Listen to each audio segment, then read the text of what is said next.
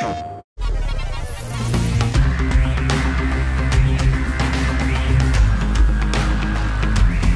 was probably the most stressful E3 of my life, and I don't know why, but I just couldn't deal with the pressure.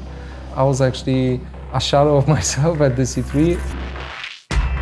Cyberpunk 2077, CD Projekt Red's first deviation from the Witcher universe, is an action-oriented, narrative-driven open-world RPG. Which is a mouthful. The game was announced in 2012 and officially revealed in a teaser trailer in 2013. But after that, there was nothing. After the teaser, we kind of went dormant. There was silence for 4 or 5 years, which for me and for my community team was very hard because, you know, people were very excited about the game.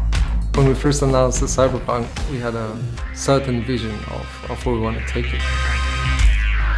The main difference between a pen and paper RPG and the PC game still to this date is that ultimately, while video games are nicer to look at, the freedom that you have in a pen and paper RPG is something that we have yet to achieve in any game, I would say. We can't just take what is the source material and just, all right, we'll make a video game around it, but we have to be smart about it.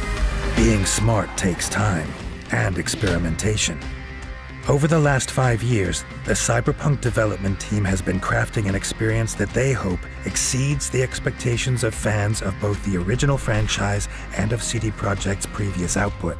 The reason why you can't really go out and just show everything is because video game development is such an iterative process, right? What we have now might not be there tomorrow. So we've had ideas that have died over the years, then they have been resurrected, then they died again, and now they're back. Cyberpunk 2077 isn't only set 50 years after the source material, but it also takes place in a parallel timeline. This gave the team the freedom to create a game that respected and referenced the source material, but also suited the shift to the video game medium. For example, it was vital that the player's character, V, be fully customizable. This was a real shift for a company associated with an incredibly iconic character like Geralt. For us, it's important to give players this freedom, to allow them to play themselves in our world and really immerse themselves. That is also part why we have the first-person perspective, right? Because you don't play as someone else, but you play as I. Got a window on the left, go! The move to first person is essential to convey the scale and verticality of Night City, the game's sprawling, neon-soaked hub. But this change in perspective, combined with a completely new style of navigation, including the ability to drive, brings with it a new set of design challenges. It's easy to make an open world that when you're on foot feels huge. But if you're in a car, it's 10 minutes. One feels like a huge world, the other like a not so huge world. And how do you balance that? How do you create the feeling of vastness? But those are the cool things when you challenge yourself to sort of push forward into new uncharted territory, right? And you try to find new solutions to these problems. At E3 2018, CD Projekt Red finally revealed the first gameplay of Cyberpunk 2077 to a select audience of media and invited guests.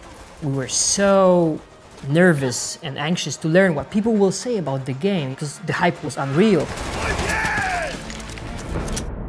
Soon word spread that it was the must-see game of the show.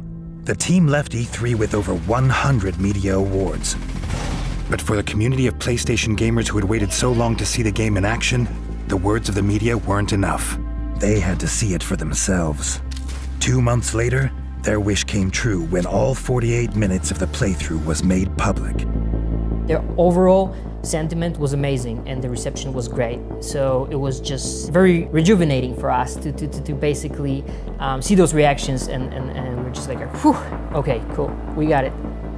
Well done, Lindsay, well done. Cyberpunk 2077 may no longer be the mystery it once was, but work on it is far from over.